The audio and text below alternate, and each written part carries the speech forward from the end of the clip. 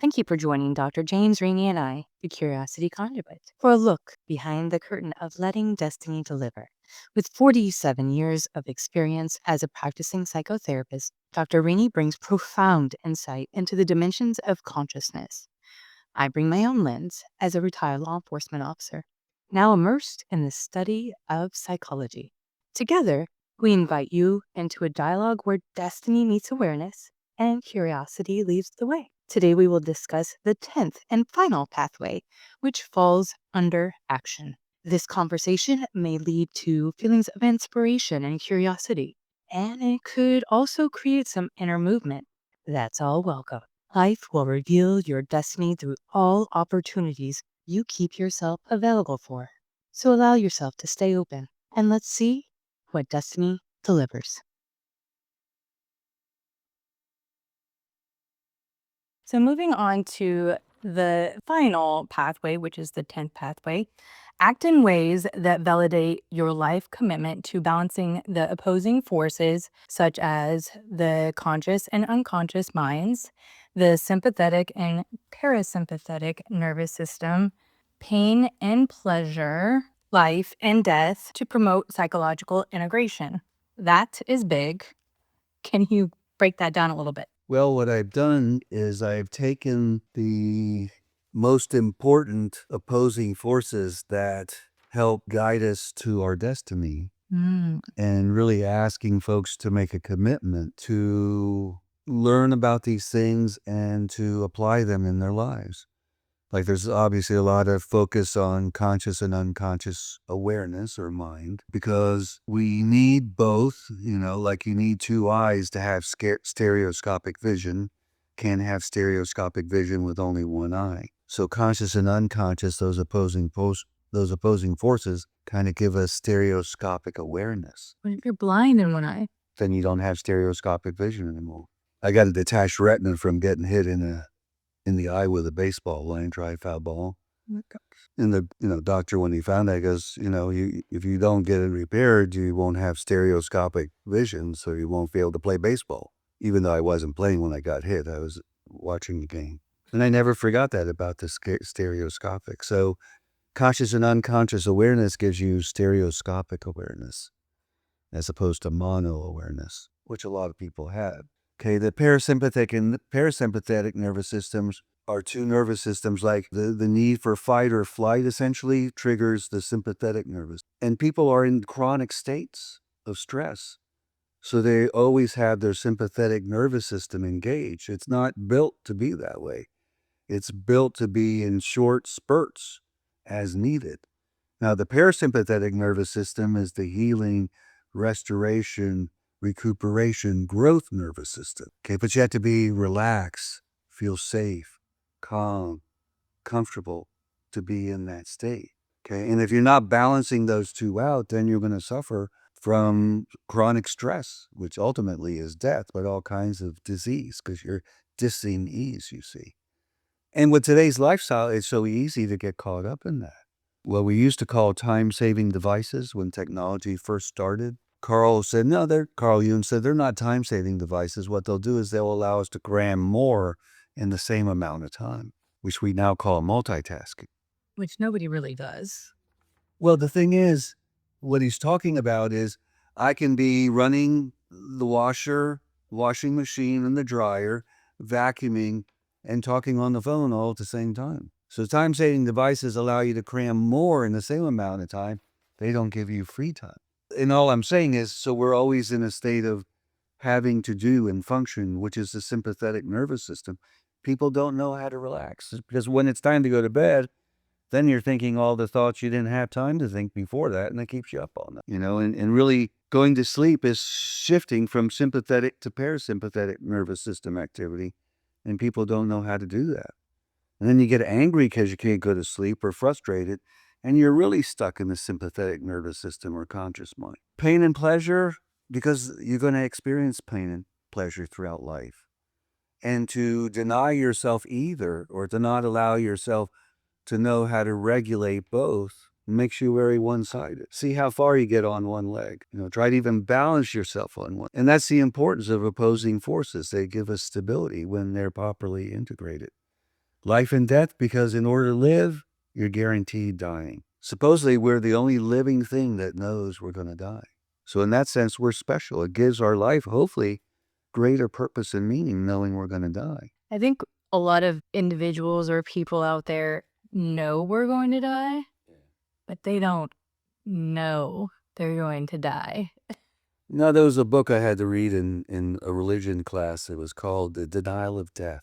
And it's our ability essentially to deny that we're going to die, which is helpful because when you get older, you don't die it anymore. Like I have clients, who are having all kinds of medical problems because they think they're going to die any day now because they're in their 70s and their 80s and you don't know how much time you have left.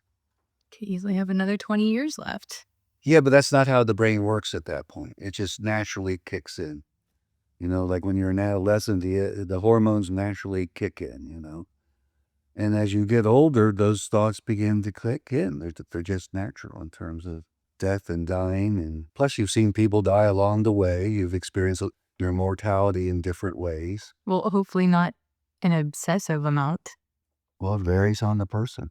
I mean, everybody's different because everybody's personality is different. And what your personality is like is how you process information. If you see the world through rose-colored glasses, everything you're going to see is, oh, wonderful. If you're a gloom and doom person, all the information you take in is going to be interpreted through gloom and doom, you see. That's why mindsets can be so powerful. They are powerful. So integrating these processes, and this is what these are, you go to the gym, you don't just work out the left bicep, you work out the right and left bicep. You need balance. You need so that they are equal opposing forces. And these are just processes that are very important, mind, body, and spirit, essentially. And this is how you integrate them by making a lifelong commitment of making sure that you are not omitting or deleting or denying any of the ones that you don't like, and therefore sacrificing health and balance. So if these opposing forces are not balanced, they can produce inner conflict. This conflict within can then weaken the power to conquer danger without. What is danger without? What do you mean by that? Well, I guess the classic thing that I'm thinking of, people get in a relationship and they fall in love and they ignore the red flags. And then all the shit happens that happens in the relationship. They go, I shouldn't have ignored the red flags. That's an example of the danger without. You're not paying attention to what you're telling yourself because you don't want to hear it. And so you move forward with the behavior. So same thing with sympathetic and parasympathetic. There's a time, to be active and doing things. And then there's a time to rest and recuperate. Going back to the ultradian cycle, 90 minutes of activity, 30 minutes of rest and relaxation. And that's a cycle we're supposed to get in to balance activity and rest. Same thing with pain and pleasure. You can't be in pain all the time. You can't experience pleasure all the time. Well, I think that pain and pleasure, well, they all work together, what you're talking about. But really, I think the pain and pleasure really work hand in hand with the sympathetic and parasympathetic nervous system. I really think that, at least for law enforcement officers, I find that when they're pushing through and they're in that fight and flight all day long, it can become painful not to sit and engage that parasympathetic nervous system. They just push through and then they get this great imbalance and have less pleasure and more pain.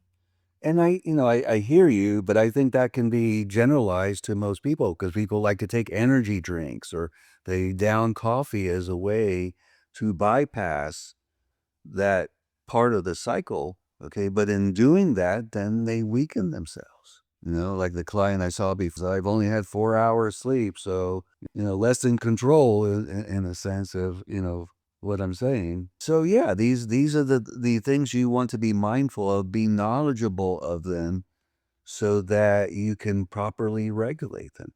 See, like pleasure, for example, most pleasures you habituate and they don't give you pleasure anymore. Like with pornography, supposedly people, and they have to go into more and more disturbing porn, I guess it is, because the old porn doesn't get them off anymore. And the brain does, it habituates to things.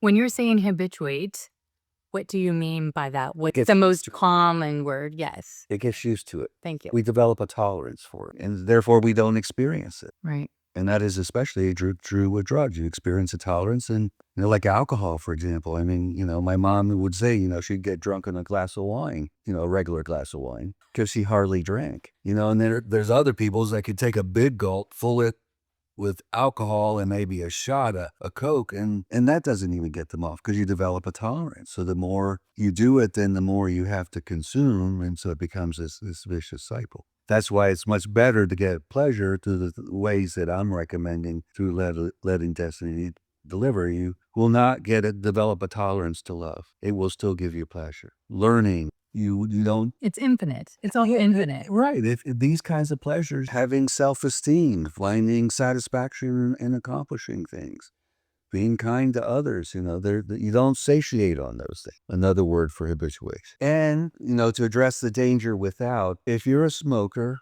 and you kiss someone who's smoking, you can't taste the tobacco in their mouth. If you're not a smoker and you kiss a smoker, you can taste the tobacco in their mouth. So if you live dangerously, you're not going to recognize what safety is or appreciate. And vice versa, if you live too safely, that becomes a danger too, because then you're not willing to take risk, and then you get stuck, and that stuckness eventually leads to distress. It's more of the closed mindsets on things, Or stuck fear, in just again, fear. fear. Avoiding danger. You read the next one. Internal balance is like exercise. To best benefit from it, you must do it regularly and for the rest of your life. Because the inner core is capable of indefinite growth or expansion, its needs are never ending. So don't stop using the pathways, because the pathways are a way to maintain internal balance. They are a way of maintaining indefinite growth and expansion, which is never ending. If you're not growing, you're dying. I can hear some people who I know saying we're already dying anyway, but Well, if you want to speed up the process, be my guest. right.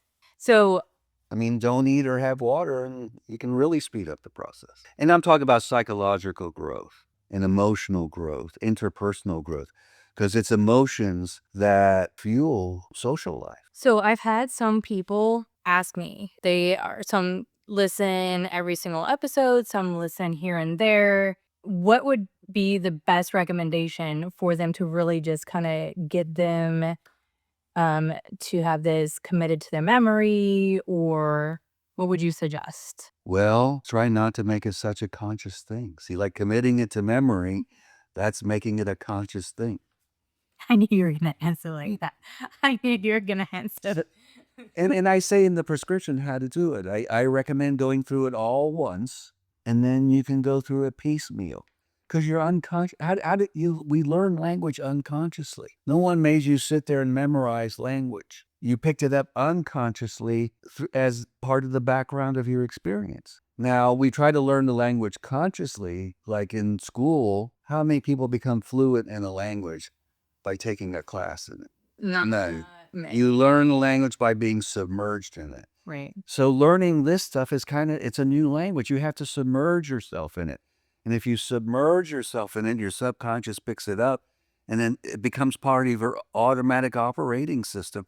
And then your conscious mind can recognize, oh, that's what I'm doing. Oh, I just did that. Oh, they're doing that too, which is part of all learning. I do know. You go to a workshop, oh, I do that already. Or you read the book, oh, yeah, I do that already. So that's why you go through all of them first, or once or twice, and then individually as you like, as your awareness thinks that piece is more suited for you at that time. So I like your recommendation. I have my own recommendation on this. I would look at it in two different ways. So one, there's always times where somebody might be feeling a little anxious or not having the answers to things, or just not in line, just not feeling great. And to just go back and then just kind of scroll and just feel which episode in reading it resonates with you and listen to that one. But I also recommend, when you are on that high, feeling good, experiencing pleasure, to go back in also and hit what resonates with you there in both sides. I love it. Me too. That's why I recommend it. So what we did there was practice what we're preaching. I'll explain. Opposing forces. You're a female, I'm a male. I gave the male perspective, you gave the female perspective. And both are great. but in my perspective was opposing. The opposing forces. Yes. Oh, most important of all, don't risk moving into a state of entropy or deterioration. Okay. What do you mean by this? Like, does this mean don't let things fall apart or get worse? What do you mean? Well, again, putting it back in the context of giving your commitment to these pathways and to balancing the opposing forces. Because if you don't, you then get stuck in your existing mindsets, which produce an entropy. And entropy is produced by two things. One is a closed mind or a closed system. You know, if nobody's living in the house, it's going to deteriorate. It doesn't stay in pristine position. Okay, so a closed mind, and secondly, disorganization. Not being able to get your thoughts organized or organize and prioritize the different processes in life. And this system does that. It allows you to open your mind to new information, which enriches and promotes growth. And it helps organize you because I've taken that which is basically random and haphazard in our lives and structured into this system and gave it all a name. And if you can name it, you can tame it. What you were really talking about there was a person's state of mind, right? The state of mind that they get to. Well, of course, that's what we're talking about here is your mind. Right. And the reason why I'm saying this is because you've talked about this before and I want to bring it up again. It doesn't really matter what the circumstances are because there are circumstances that everybody deals with in life that are terrible, right? So what's really matters is your state of mind and how you deal with those situations and circumstances, correct? Yes. Reminds me of the three little pigs. Did I tell you the story about the three little pigs? No, I want to hear the three little pigs. Okay, well, we all know the story of the three little pigs. There's two little pigs. They make their house out of sticks of straw. And then the third pig makes their house out of brick. And then this wolf comes around and says to the first piggy in the house made out of sticks, I'm going to huff and puff and blow your house down. And he does, and he eats the pig and goes to the second house and huffs and puffs and blows that house down and eats that pig. When he gets to the brick house, he can't huff and puff and blow the house down, so he tries to get in through the chimney. And the little pig's ready, so it has this pot of boiling water at the bottom, so when the wolf gets to the bottom, he defeats the wolf. Now, of course, there aren't wolves that come and huff and puff and blow our house down. So the conscious mind is just kind of, silly story, stupid. But the unconscious, in its greater wisdom, is saying, no, this is heavy here. What the story is saying is that if we cheat ourselves, we take the easy way out. We're much more vulnerable to the unforeseen adversity, which is symbolized by the big bad wolf. But if you take the time to build a solid home, you will overcome adversity. Work on that foundation. Because there's always going to be adversity. Yeah. And anybody who's listening to this or listens to other podcasts and self-help books, I highly recommend just really being strong on that foundation. Everybody wants to skip to the end and they want to do these like miraculous things opposed to doing the work and getting that solid foundation first. Well, one of the things that we've lost as a society, and it's been dwindling for decades now, is the need for immediate gratification. And that ability to delay gratification, to plant the seed and go through the season before you can harvest what you planted, is a mentality that few have. The 10 pathways are important because they offer an alternative to the mundane and the madness of everyday life and put you back in charge. They do so by allowing you to know and use the self-health system of mind, body, and spirit in a holistic and practical manner rather than making you depend on escapes that don't work or meaningless distractions that leave you empty and hungry. It's good. And a constant consumer because you're trying to fill that emptiness and that hunger. So as you were reading that, it reminded me of a song by the Moody Blues. The song is called Question. Okay. But there's a line in it that goes like this. They say, in the gray of the morning, my mind becomes confused. between the dead and the sleeping and the road I must choose. So letting destiny deliver allows you to choose that third pathway. The mundane, you're choosing either death, living death, Or to be asleep.